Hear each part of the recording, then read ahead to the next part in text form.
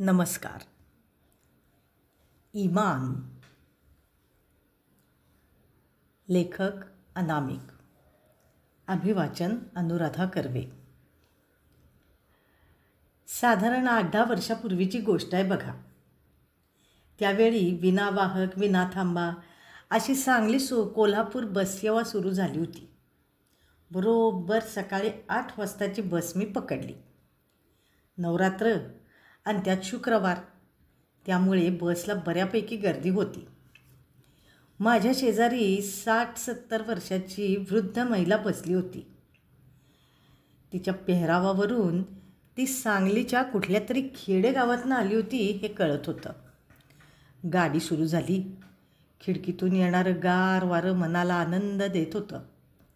साधारणतः हातकणंगलं ओलांडल्यावर आजी मला म्हणाल्या, "वय दादा, मास्तर बरं नाही आला अजून?" मास्तर म्हणजे कंडक्टर.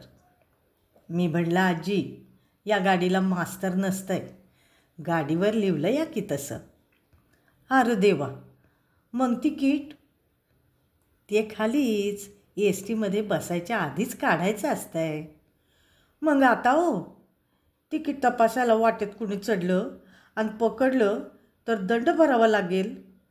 तरी पण आपण समजावू की वाचायला येत नाही, त्यामुळं चढल्या तुम्ही." "हां, दुसरी इयत्ता पास हाय म्या.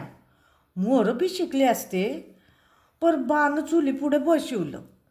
ते मरू दे हो, वाचाय येतंय की मला. सांगली कोल्हापूर पाठी बघून तर चढले, गडबडीत बाकी नाही वाचलं."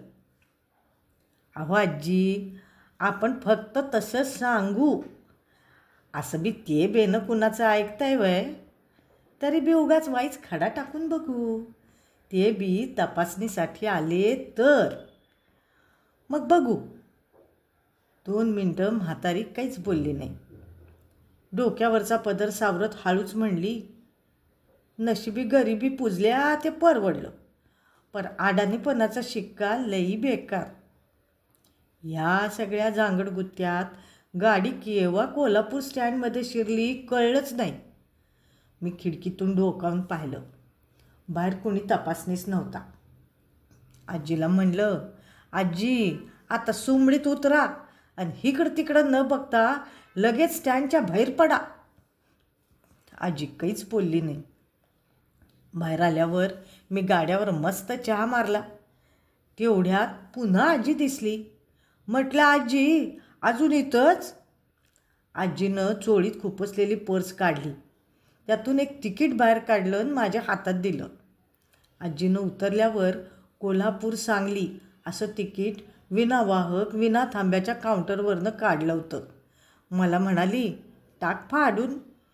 म्या बाहेर आल्यावर फाडणारच होते. माघारी जाताना मात्र न विसरता आधी तिकीट काढील हा. म्हटलं, "आजी, पैकं जास्त झालं असतील तर नाश्ता द्या हॉटेलात." आजी हसली. म्हणाली, "जिच्या दर्शनाला आले त्या अंबाबाईनं तिची जबाबदारी पार पाडली बघा. कुठलं गालबोट न लावता आणलं हितवर. वाटेत उतरवलं असतं मला, पकडले गेले असते तर. पण त्या अंबाबाईनं 4 चौघात लाज राखली माझी.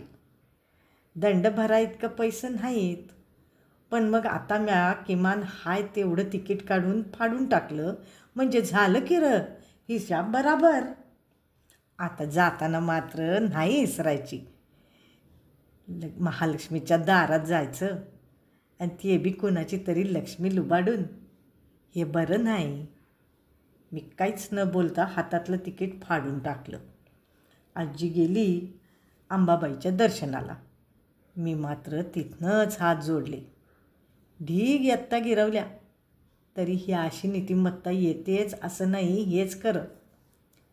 असली गोड माणसं म्हणजे आपल्या समाजातली श्रीमंती आहे. एखाद्या वेळी आर्थिकदृष्ट्या दुबळं असतीलही, तो भाग वेगळा. पण निरागस आणि मनातल्या रामासोबत इमान जपणारी ही लोकं, मातीशी घट्ट जोडलेली आपल्या महाराष्ट्राची मूळ ओळख म्हणजे ही सोन्यानं बनलेली माणसं.